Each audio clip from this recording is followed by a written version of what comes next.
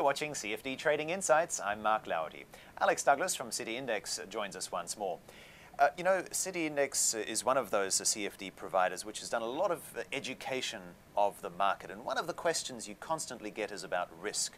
How risky is it and how can you mitigate your risk? You know, it's very interesting actually. Risk is one of the few areas that you do actually have some control over when you're trading. You can't obviously control which direction the market goes in, but by selecting the correct position size and determining where you place your stop loss orders, you do actually have some control over the amount of risk that you take on.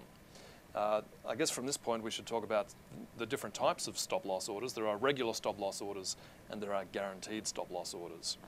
What's the difference? Well, there are two types of stops. Probably the best way to explain them is to have a quick look at an example. Okay. Let's have a look at this stock here. Now, suppose for whatever reason you've been watching this stock, which has been more or less chopping sideways.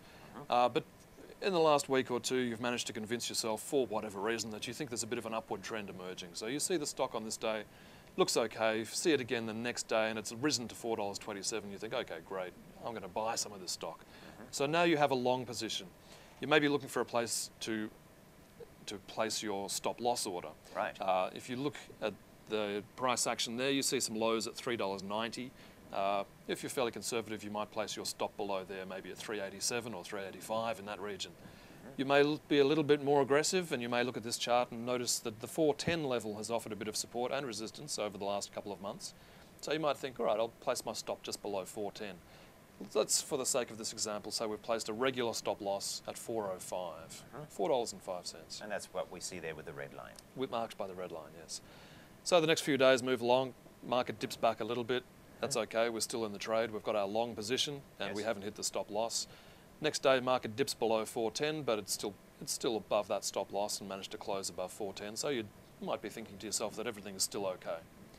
The next day comes along, and unfortunately, the market had a very bad fall on that day, closed at 365.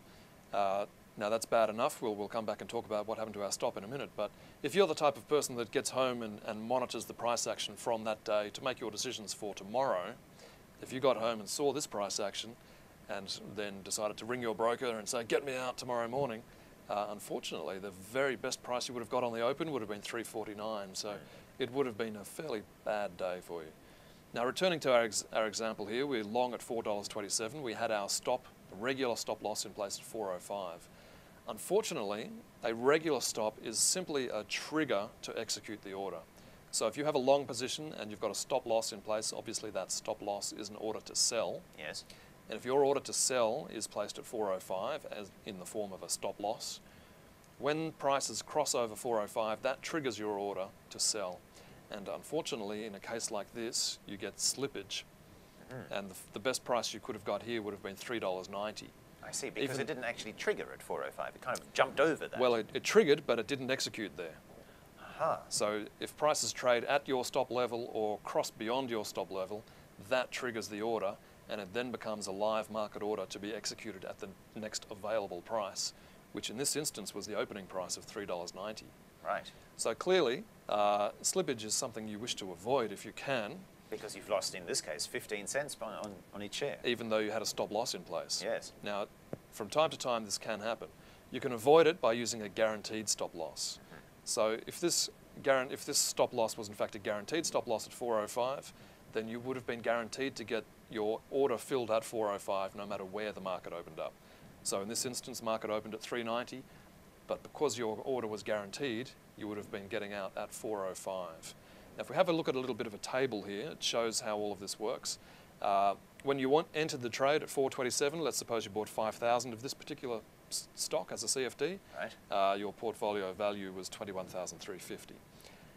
If you had a guaranteed stop loss there at $4.05, by the time prices hit $4.05, the value of your portfolio had dropped to $20,250. You paid a small premium on this particular stock of $141.75. Now this is actually calculated as a percentage of the face value of the trade. In this instance, it's 0.7% of the face value of the trade at the guaranteed stop loss level. I see. So in essence, you're paying a price, I guess, for that guarantee. Exactly. It's like buying insurance. Right. So you're paying a small premium to place a guaranteed order, to be certain that you will get out at the price that you nominate. Now with our guaranteed stops, you only pay that premium once when you place the order. You're then free to move the guaranteed stop level as often as you like without paying the premium again. On that particular order. Mm-hmm.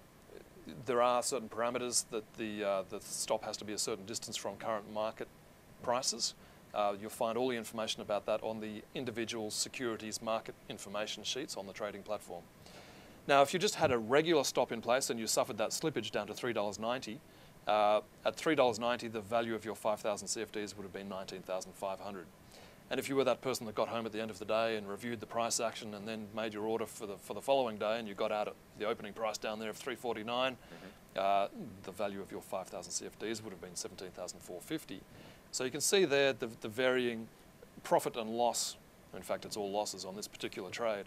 But if you'd been using the guaranteed stop at 405, you would have had a smaller loss than if you'd been using a regular stop at 405 and had suffered the slippage. So in this instance, you would be $608 better off by having used a guaranteed stop. Right, so the premium, while costing you some, certainly seems to have paid dividends. In this instance, it has, yes. If there's a possibility for a large move such as this in a stock, then it certainly is a valuable tool to have. One of the good points about the guaranteed stops with City Index is that you can place a guaranteed stop any time that the underlying market is open for trading. You don't have to place the guaranteed stop at the same time that you place your initial order. So you can have your position open for a week or two, and then if you're making some nice profits, you can come along and, provided the market is open, place a guaranteed stop on it to protect any open profits that you may have. Thank you very much, Alex Douglas. And you can interact with us through this website. Click Apply for a demo account to try the City Index platform risk-free and discover the features of the live account. Or click here if you want to jump right in and apply for a live account straight away. To learn more about CFDs, download the 10 Golden Rules of CFD Trading by clicking here, or ask us any question you like about CFDs through this form. Trading CFD and FX on margin carries a high level of risk and may not be suitable for all investors. Consider your investment objectives, level of experience, and risk appetite carefully. The possibility exists that you could lose some or all of your investments. If in doubt, please seek independent advice. This program is prepared solely for information purposes only without regard to any particular user's investment objectives, financial situation, or means. Past performance of the investments and any economic or market predictions, projections, or forecasts are not necessarily indicative of future or likely performance. No representation or warranty expressed or implied of any nature is made, nor is any responsibility of any kind accepted with respect to the completeness or accuracy of any information, projection, illustration, representation, or warranty expressed or implied in or omission from these clips.